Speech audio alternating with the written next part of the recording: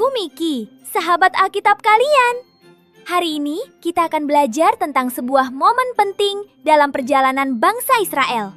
Musa sudah sangat tua, dan sudah waktunya Musa untuk menyerahkan kepemimpinan kepada orang lain. Kira-kira siapa yang akan menjadi pemimpin baru bagi bangsa Israel? Yuk langsung kita mulai kuis hari ini. Siapa yang dipilih Tuhan untuk menjadi pemimpin Israel setelah Musa? Apakah Harun, atau Yosua, atau Kaleb, atau Eleazar?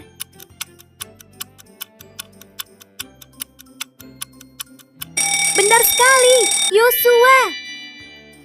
Tuhan memilih Yosua untuk menggantikan Musa sebagai pemimpin bangsa Israel. Melalui Yosua, Tuhan memimpin bangsa Israel masuk ke Kanaan.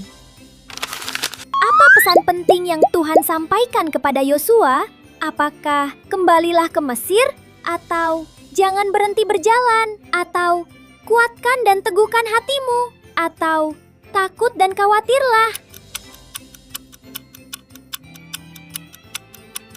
Jawabannya adalah kuatkan dan teguhkan hatimu. Yosua akan memimpin bangsa Israel masuk ke tanah Kanaan. Tugas itu tidak mudah. Mungkin Yosua merasa gugup karena tanggung jawab yang begitu besar. Karena itu, Tuhan berkata kepadanya, "Kuatkan dan teguhkan hatimu." Tuhan ingin Yosua percaya bahwa Dia akan selalu menyertai dan menolongnya. Apa yang ditulis Musa dan diserahkan kepada para imam? Apakah daftar makanan, atau kitab Taurat, atau peta perjalanan, atau daftar nama bangsa Israel?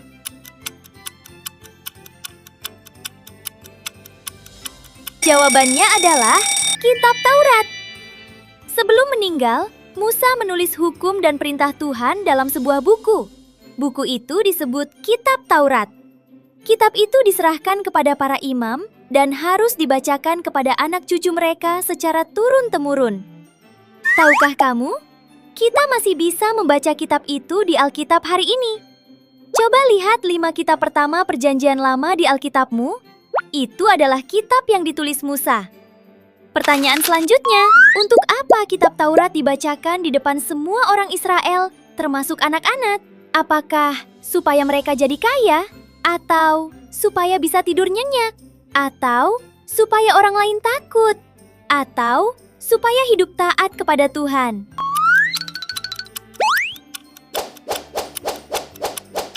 Jawabannya adalah supaya hidup taat kepada Tuhan. Pada waktu itu, tidak semua orang punya Alkitab seperti sekarang. Jadi, firman Tuhan harus dibacakan terus-menerus kepada semua orang, termasuk anak-anak, supaya mereka terus mengingat Tuhan dan belajar hidup taat kepadanya. Sekarang kita punya Alkitab. Kita bisa membacanya sendiri setiap hari. Dengan membaca Alkitab, kita bisa mengenal Tuhan dan belajar melakukan apa yang benar, yang Tuhan kehendaki. Pertanyaan kelima, di gunung mana Musa melihat tanah Kanaan dari kejauhan sebelum dia meninggal? Apakah Gunung Sinai, atau Gunung Nebo, atau Gunung Karmel, atau Gunung Hermon?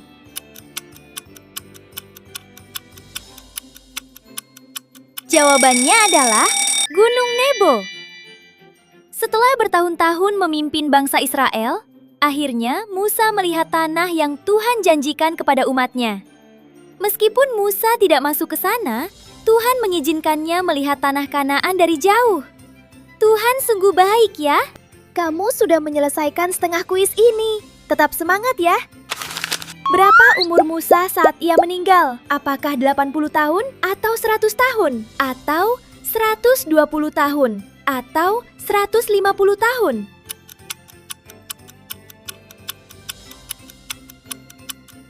Tepat sekali, 120 tahun. Apakah lebih tua dari kakek atau nenekmu? Coba kamu tanya, berapa umur mereka? Sepanjang hidup Musa, Tuhan selalu menjaganya. Siapa yang menguburkan Musa saat ia meninggal? Apakah Harun, atau Kaleb, atau para imam, atau Tuhan?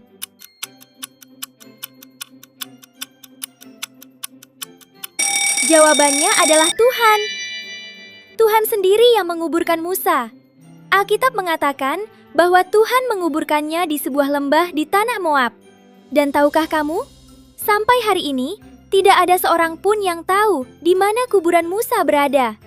Wah, luar biasa ya. Hanya Tuhan yang tahu persis di mana Musa dikuburkan.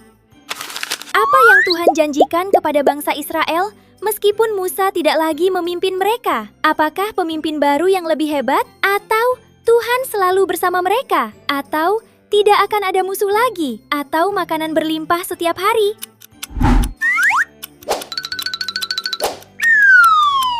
Tepat sekali. Tuhan berjanji akan selalu bersama mereka jika mereka terus taat mengikuti Tuhan. Musa boleh pergi dan pemimpin boleh berganti, tetapi Tuhan tidak pernah meninggalkan umatnya. Siapakah pemimpin yang selalu menyertai umat Tuhan sampai selama-lamanya? Apakah Paulus, atau Daud, atau Musa, atau Yesus Kristus?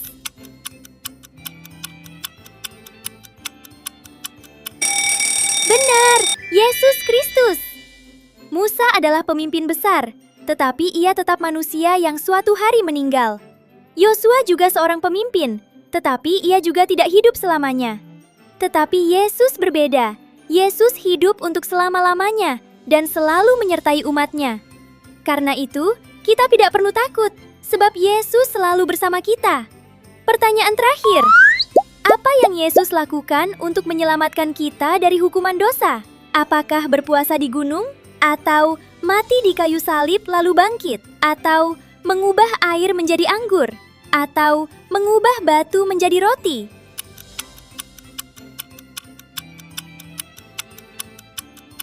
Tepat sekali, Yesus mati di kayu salib lalu bangkit. Musa memimpin bangsa Israel keluar dari Mesir dan membebaskan mereka dari kehidupan sebagai budak. Tetapi Yesus datang untuk melakukan sesuatu yang lebih besar.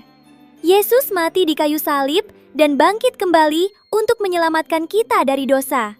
Karena itu, setiap orang yang percaya kepada Yesus dapat menjadi anak Tuhan dan hidup bersamanya selamanya. Hebat! Kamu sudah menyelesaikan kuis hari ini. Kamu juga bisa membaca kisah ini di ulangan 31 sampai 34 ya. Dari kisah ini kita belajar. Pertama, firman Tuhan adalah pedoman hidup yang harus terus kita dengarkan dan taati setiap hari. Kedua, pemimpin boleh berganti, tetapi Tuhan tidak pernah meninggalkan umatnya. Ketiga, Yesus adalah pemimpin sejati yang selalu menyertai kita dan menyelamatkan kita dari dosa. Jangan lupa baca Alkitabmu setiap hari. Sampai jumpa di kuis berikutnya. Tuhan Yesus sayang kamu.